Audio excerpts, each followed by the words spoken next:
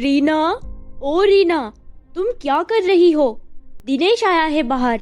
माँ, आप उन्हें बाहर बिठाइए, हम बस 5 मिनट में ये थोड़ा सा ऑफिस का काम खत्म करके आ रहे हैं। ठीक है बेटा, पर जल्दी आना। हाँ माँ। बेटा, और तुम्हारे माँ पापा और दादाजी सब ठीक है? जी आंटी, सब लोग ठीक है। माँ पापा दीदी के यहाँ गए हुए हैं। आंटी, आज आर्यन नहीं दिख रहा है, कहाँ है वो? वो तो आज अपने मामा के साथ आइसक्रीम खाने गया है। उसका आइसक्रीम खाने का बहुत मन कर रहा था। Hello sir, good morning. Good morning Reena. आप दोनों बैठकर बातें करो, मैं अभी आती हूँ। मुझे थोड़ा सा काम है बेटा। ठीक है माँ। अरे आंटी, आप भी बैठिए ना। नहीं बेटा, मुझे थोड़ा काम है। आप दोनों बातें करो, तब तक मैं आती हूँ। आप बैठिए सर, आप खड़े क्यों हो गए? तुम भी बैठो रीना, और मुझे सर मत कहा करो। मैंने कितनी बार कहा है, कम से कम मुझे दोस्त तो समझ ही सकती हो आप। सर, मैंने आपसे भी कितनी बार कहा है, आप मेरे बॉस है, इससे ज्यादा कुछ भी नहीं। आप जानते हैं ना कि मैं आपसे क्यों। हाँ हाँ, मैं जानता हूँ सब कुछ, और तुम्हारा सारा सच जानने के बाद मैं तुम्हारी बहुत इज्जत करता हूँ। वैसे मैं यहाँ एक बहुत इम्पोर्टेंट काम से आया था। जी बोलिए, ऐसा क्या इम्पोर्टेंट काम है? रीना, मैं 2 दिन के लिए अहमदाबाद जा रहा हूँ। वहाँ एक प्रोजेक्ट अपनी कंपनी के लिए साइन करना है। पापा और माँ भी दीदी के यहाँ गए हैं।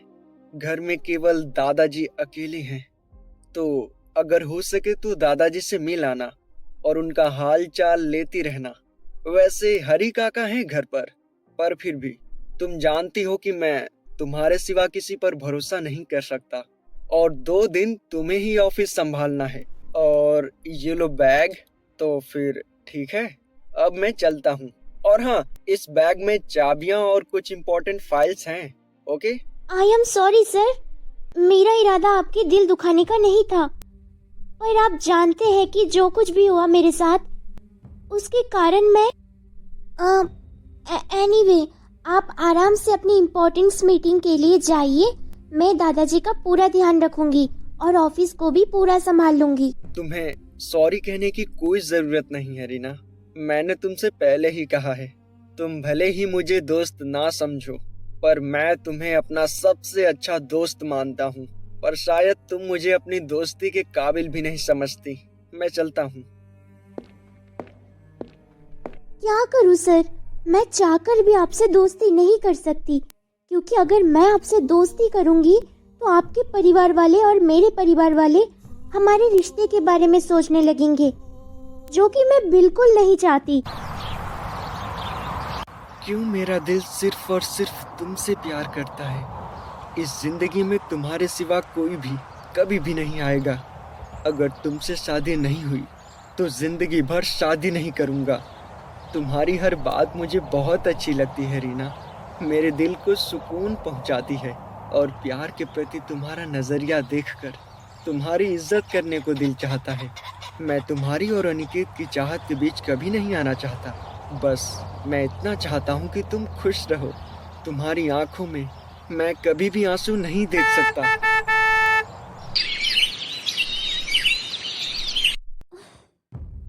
क्या करूं, कुछ समझ में नहीं आ रहा।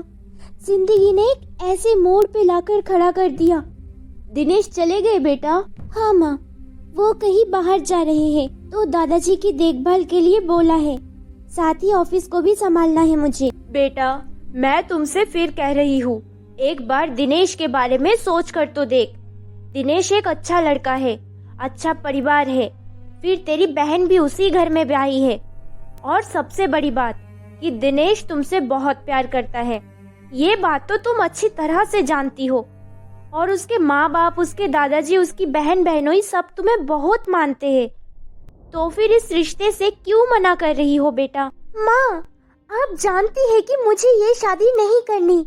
मेरी शादी हो चुकी है अनिकेत के साथ।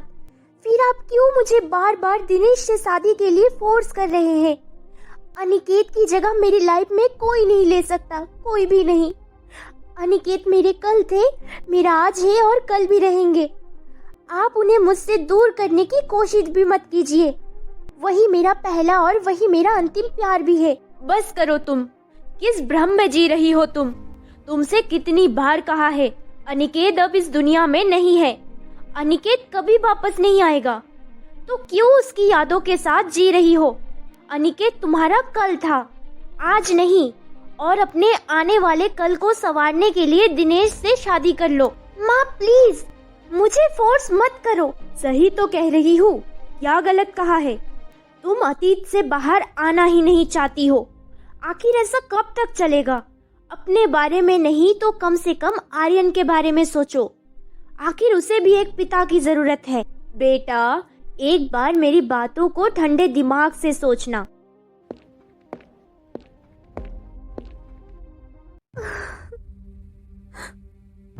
क्यों अनिकेत, क्यों?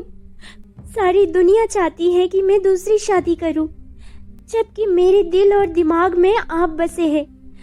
आपके जाने के बाद क्या मैंने जीना छोड़ दिया? क्या मैंने कोई काम करना छोड़ दिया? क्या मैंने हंसना छोड़ दिया? मैंने आपसे वादा किया था कि मैं कभी भी अपनी आंखों में आंसू नहीं लाऊं। आप अच्छे से जानते हैं कि मैं आपके जाने के बाद कभी नहीं रोई। अब आप ही बताइए, क्या मैं कभी आर्यन की परवरिश में कमी करी है? क्या मैंने आर्यन को एक माँ के साथ साथ पिता का प्यार नहीं दिया? फिर क्यों सब मेरी शादी कराने के पीछे पड़े हुए हैं? मैं खुश हूँ, बहुत खुश हूँ। मेरे जीने के लिए आपकी यादें ही काफी है। मम्मा, आप यहाँ हैं और मैं नीचे आपको कमरे में कब से ढूंढ रहा हूँ। हाँ, आप मामा के साथ आइसक्रीम खाने गए थे और मुझे कुछ काम था, इसलिए मैं कमरे में आ गई। आप बताओ, आपने कौन से फ्लेवर की आइसक्रीम खाई? वो मैंने चॉकलेट फ्लेवर और वेनिला फ्लेवर की आइसक्रीम खाई। अरे दीदी, शैतान का बस चलता तो सभी फ्लेवर की आइसक्रीम खाता आज तो। क्या मामू आप भी? मैं तो आपसे कुछ कहता ही नहीं हूँ और आप मम्मा से मेरी शिकायत करते हो। अच्छा, मैं तुम्हें भी जानती हूँ और तुम्हारे मामू को भी जानती हूँ। चलो अब सो जाओ, सुबह स्कूल जाना है और मुझे भी ऑफिस जल्दी जाना है। प्रदीप, कल तो तुम्हारा इंटरव्यू है, तो तैयारी हो गई सारी? जी दीदी, बस आपका आशीर्वाद चाहिए कि कल के इंटरव्यू अच्छे से निकल जाएं, ताकि मैं अपने उस मुकाम को पा सकूं जहां से मुझे मेरी मोहब्बत मिल जाए। जरूर मिलेगा तुम्हें मेरा आशीर्वाद। तुम्हें कामयाबी भी मिलेगी और तुम्हें तुम्हारी मोहब्बत भी मिल जाएगी। जी दीदी, good night. Good night. Bye Aryan. Bye मामू। भगवान ने मेरे साथ ही ऐसा क्यों किया? कितनी अच्छी लाइफ थी।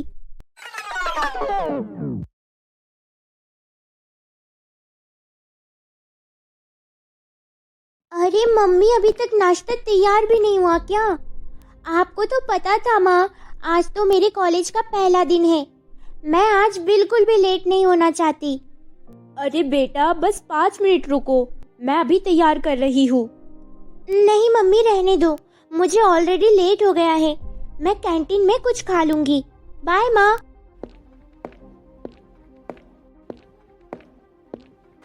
पता नहीं आज का दिन कैसा रहेगा, वैसे भी लेट हो चुकी हूँ।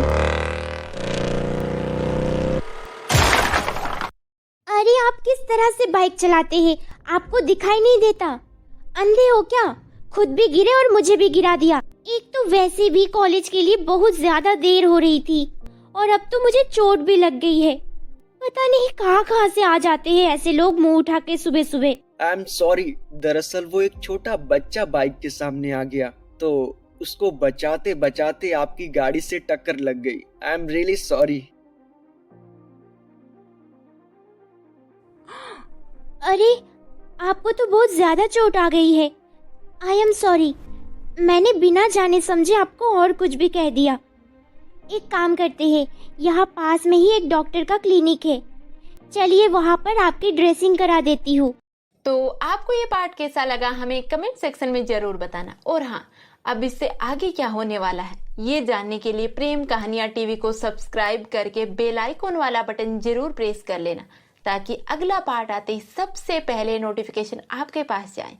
तो मिलते हैं अगले एपिसोड के साथ। तब तक के लिए मेरे प्यारे दोस्तों, आप सभी को नमस्ते।